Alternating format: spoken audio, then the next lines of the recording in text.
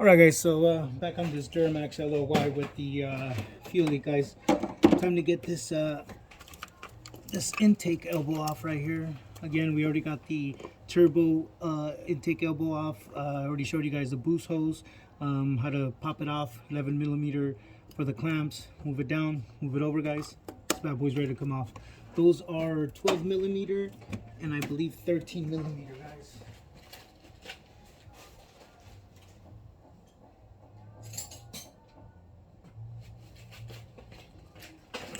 So guys, I had to go chase down my 13mm. If I remember right, 12, okay, they're all 12. Sorry about that, guys. They're all 12mm.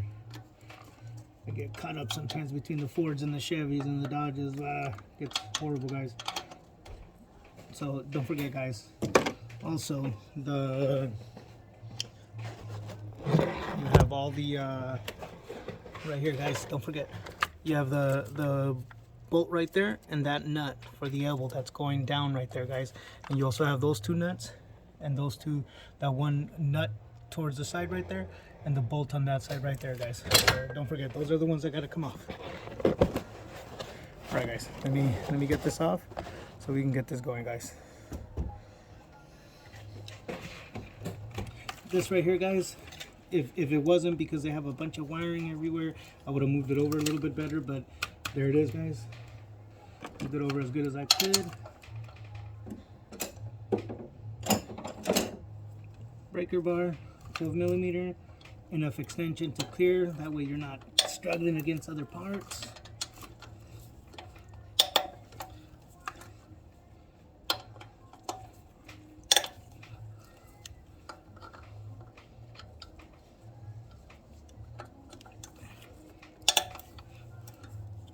So these four are already loose. You see that? They're already loose. But now you got to take it off at the joint halfway down, about right here, guys. Halfway. Now you got to take the bolt on this side and the nut on this side. Before you take these off right here, these four, it's best to take these center ones off. Especially first start with the nut, that's the bolt that's on this side, guys. That's going to be the hardest one and the one that you can accidentally drop through the bottom. So let me show you guys. Don't be afraid to use two hands, guys. Boom, safe, guys. A lot safer than doing it any other way. Being that these are going to be the intake manifold bolts, guys, these I'm going to start setting off on this battery tray by themselves. That way they are recognized as their own and I don't have to get them mixed up with any of the other ones. Just in case there's tiny little variances in the sizes. Sometimes there's tiny little variances. But again, guys, so here's this one here, guys.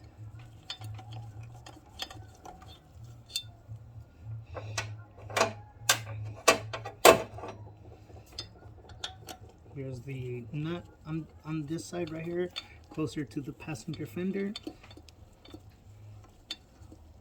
Sometimes the nut will pull out the whole stud, guys, just because the studs are already loosened up over time. The heat, vibration, all of that will start loosening them up, especially if nobody's touched them there. They tend to do that. Sometimes the nut seizes up against the stud, but not on these guys. These are coming off fairly easy, fairly good. Alright, guys, so again, all four, three nuts, the two here, the one here, and the bolt here are already off. And then in the junction right here in the center, guys, the bolt here, which is the first one I took off, is already off, and then the nut here is already off. I'll show you guys what that looks like. Check it out, guys. Those are already off. This is the one you want to do first. It's always the one you want to do first, because that one you can catch with your hands right away. You don't want to be fighting the weight of things trying to hold on to it. So that one's off. That nut is off. These nuts are off. Again, the boost hose is off. So let's go ahead and pop this thing off so you guys can see what it looks like. Bear with me right there, guys, as I set up the camera.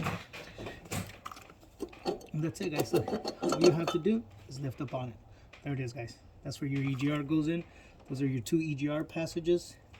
This is where the boost comes in, and this leads into the engine, guys. This goes out into the engine.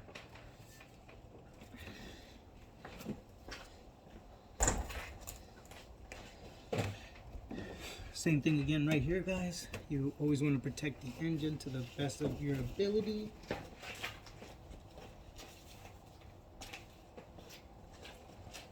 Right here, guys, being that this is just ugly, dirty EGR stuff, this rag doesn't have any dirt on it, just old oil that I'd be cleaning up sometimes. Right there, guys. Right there. Nothing falls in there.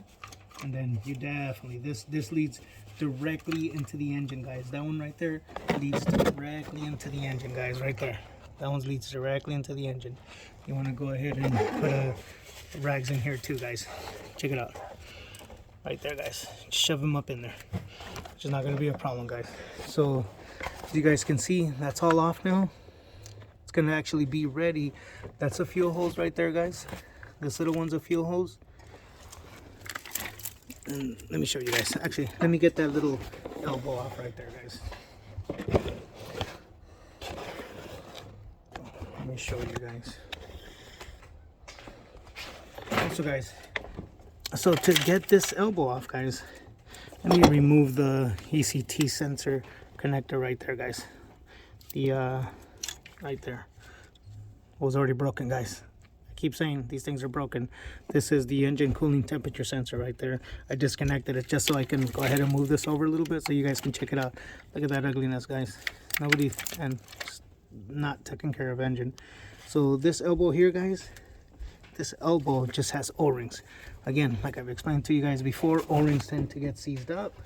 If you want, you can break the seal by sticking it right there.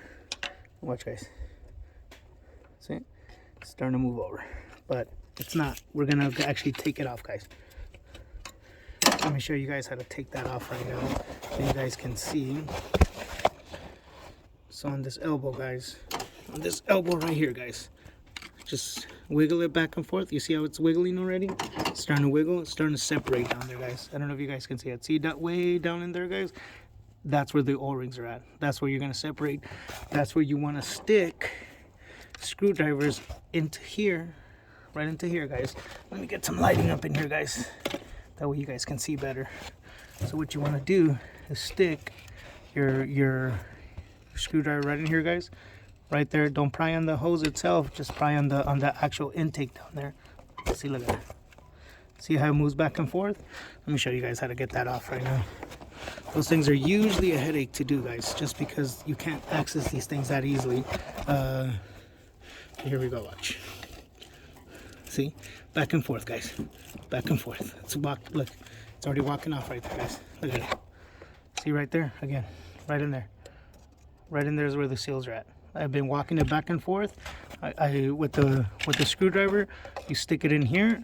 You're prying backwards or forward. Actually, that's the back of the truck. This is the front of the truck. So you stick it in here, and you're gonna pry forward of the truck towards you. Okay.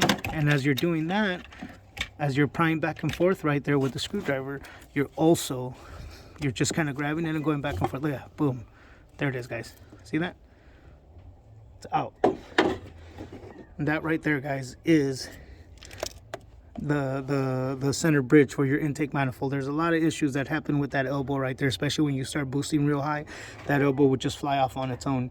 I've already done a lot of modifications to other trucks where I put specialized elbows that hang on in there so that way they don't pop off, because once you start pushing some real boost out of there, because that has no bolts, it'll just start pushing that out of the way, guys. So all right, guys, so we're right here. Here's all the